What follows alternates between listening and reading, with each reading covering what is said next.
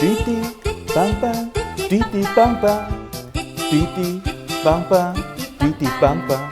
갑자기 제가 노래를 불러서 당황하셨죠? 오늘은 이 노래랑 연관이 있다고 할 수 있겠는데요, 바로 오늘은 타다에 대해서 말씀드리려고 합니다.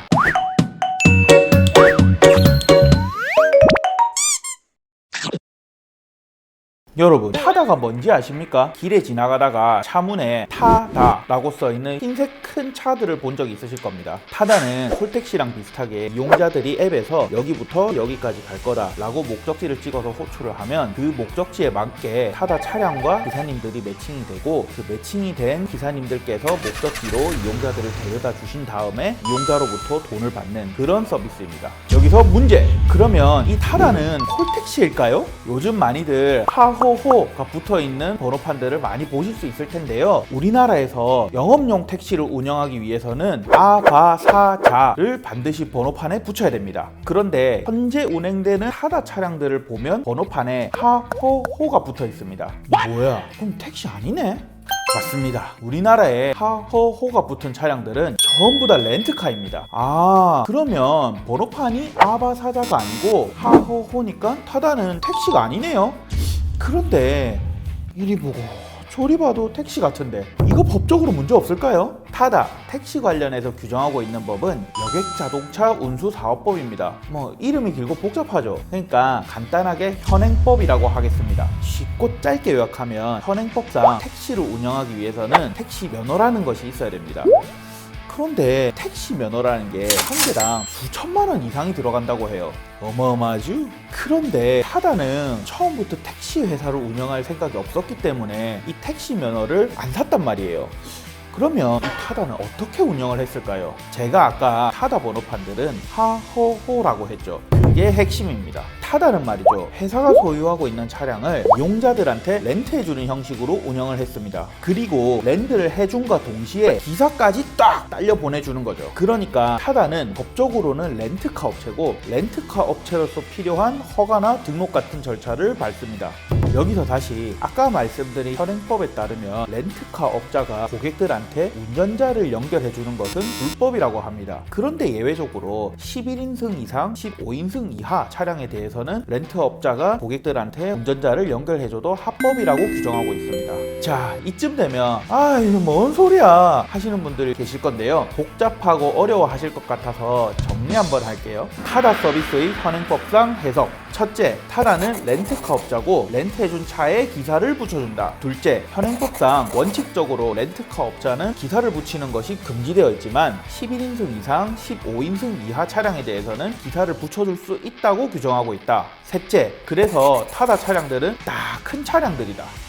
여기까지 들어보면 타다가 현행법상 예외 규정들을 잘 이용해서 합법적으로 운영을 하고 있는 것처럼 보이죠. 근데 최근에 뉴스에서 타다가 무죄니 어쨌니 이런 말들은 대체 왜 했던 걸까요? 타다가 렌트 관련한 현행법을 위반한 게 없는 건 맞습니다. 그런데 아까 제가 타다가 택시 면허를 사지는 않았다고 했죠. 여기서 문제가 생깁니다. 택시 기사분들이 타다가 면허 없이 택시를 운영한다고 해서 검찰에 고발을 한 것이죠. 생각해보면 타다도 콜을 부르면 오고 가달라고 하는데 운전기사들이 데려다 주니까 이건 콜택시랑 별 다를 바가 없는 거죠. 그래서 택시기사분들이 타다를 검찰에 고발을 한 겁니다.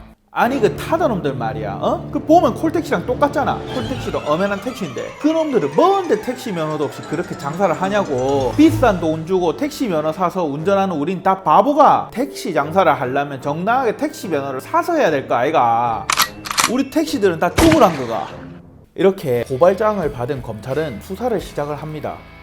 검찰이 수사를 좀 해보니까 요놈들 봐라 싶은 거죠. 택시 아저씨들 말이 맞는 것 같은 거예요. 그래서 검찰은 타다 대표이사들을 택시 면허 없이 택시 영업을 했다는 죄로 기소를 하고 재판이 시작됩니다. 타다와 검찰은 법정에서 법리 다툼을 시작합니다. 각자의 주장들을 요약하면 이렇습니다. 재판장님, 저희 앱을 이용할 때 동의 버튼을 누르는 이용약관을 보면 승용차 대여 서비스 이용약관이라고 되어 있고, 약간 내용도 그렇습니다.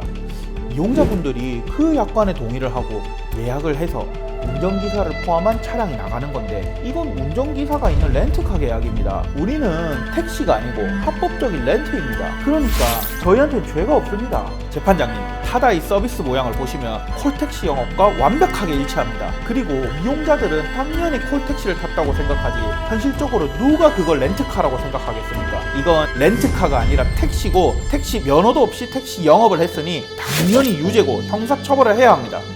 양측 주장을 보면서 판사는 고민에 빠집니다. 깊은 고민을 하던 판사는 판결을 내립니다.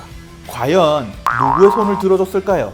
판사는 타다의 말이 맞다고 생각해서 타다에게 무죄 판결을 내립니다. 타다는 렌트카업자인데 운전기사를 붙여주는 서비스인 거고 택시 영업은 아니라고 본 것이죠. 검찰은 이 1심 판결에 불만을 가지고 곧바로 항소했습니다. 그래서 이 타다 무죄 판결이 아직 최종적으로 확정된 것은 아닙니다. 2심에 가서 유죄로 나올 수도 있으니까요. 그리고 택시 업계는 당연히 엄청나게 큰 반발을 했고 타다가 렌트카업자로서도 활동하지 못하도록 하는 일명 타다 금지법이라는 법을 통과시키기 위한 움직임도 나타났습니다. 그런데 반대로 이 타다의 무죄 판결을 매우 환영하는 사람들도 있었습니다. 요즘 스타트업이나 벤처기업들이 많이 생기고 있는데 이 타다 무죄 판결이 부당한 규제들을 완화할 수 있는 하나의 신호탄이 되기를 바라는 사람들이 많았으니까요. 사실 저도 이때 타다 무죄 판결 관련해서 언론에서 인터뷰 요청이 한번 왔었거든요. 제가 봤을 때 무죄 판결을 환영하는 사람들이 많아서 이 무죄 판결을 환영하는 여론 때문에 아무래도 타다 금지법을 통과시키는 것이 쉽지는 않을 것이라고 예상을 하고 인터뷰를 했었는데요. 그런데 제 예상이 틀렸습니다. 일명 타다 금지법이라 불리는 법, 즉 여객 자동차 운수사업법 개정안이 2020년 3월 6일에 국회 본회의를 통과했습니다.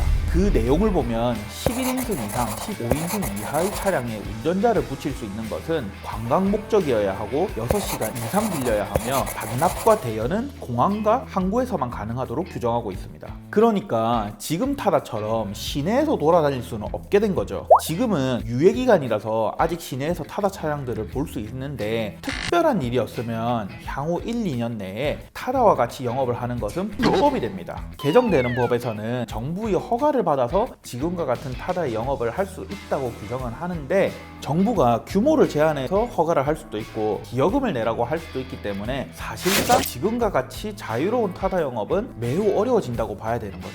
여기까지 잘 이해가 되셨나요?